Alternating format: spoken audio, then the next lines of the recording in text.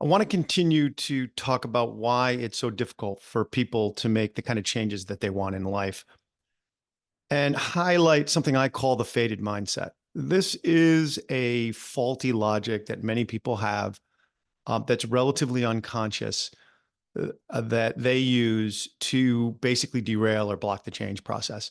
So the faded mindset basically goes this way. The person says to themselves and to me, if I'm working with them or other people, that because something that they've wanted for a long time hasn't happened yet, it means that it won't happen.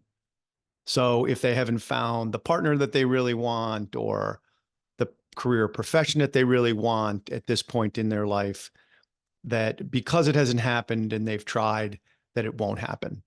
That's the faded mindset. So they decide basically quitting on their goal or their desire or their change process because whatever they've wanted hasn't materialized exactly the way they've wanted it, that it's not going to happen. And that's faulty logic because, first of all, no one can tell the future. So it's impossible to know what will happen in the future. But it's also problematic logic because it's not really the person adjusting to the realities of not getting what they want. It's more about a quitting. And you'll be able to tell if you're using this defense and if it's happening, you'll be able to tell if it's defense um, as opposed to a recalibration of your goals or something. Whatever I've wanted, I haven't gotten. So I need to maybe reevaluate my goals by what happens to you when you use the logic. So if you say this is simply hasn't happened for me and it's not going to happen, and this is what I call the faded mindset, and it causes you to get depressed or angry or frustrated or bitter, well, then you know that it's not a recalibration of your goals. You're not just simply rethinking your goals and then trying to move on for a closer aim to what you could get, that it's a defense. It's operating simply as a defense against your change process. So instead of tolerating the disappointment and the complexity of what it takes to actually accomplish a certain change, you're employing, and not fully consciously, a defense. And that defense I call is the faded mindset. It's a really problematic defense because it causes people to suffer unnecessarily.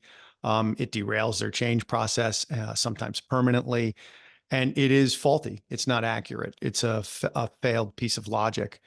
The other component you'll notice with the faded mindset is that it's passive. So there's no activity in it, right? So it's not like, okay, well, I haven't gotten what I've wanted yet. Let me start to think about what way I could modify that to achieve what I want. This is completely giving up. So it's totally passive.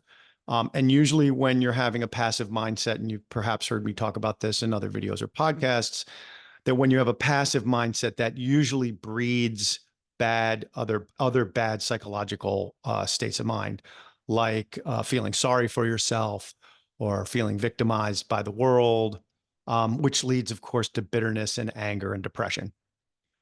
So assess that. Take a look at that inside of yourself and see, am I using a faded mindset?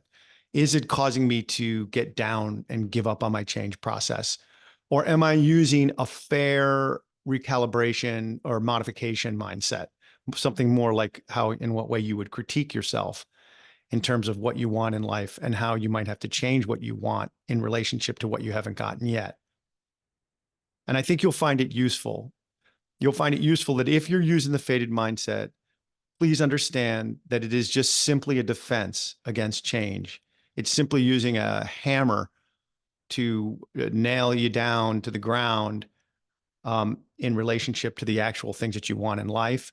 And you can begin to reflect on that and abandon the faded mindset. Basically see it for what it is and get back on with the things that you want in life and your own change process. So I hope you found that helpful.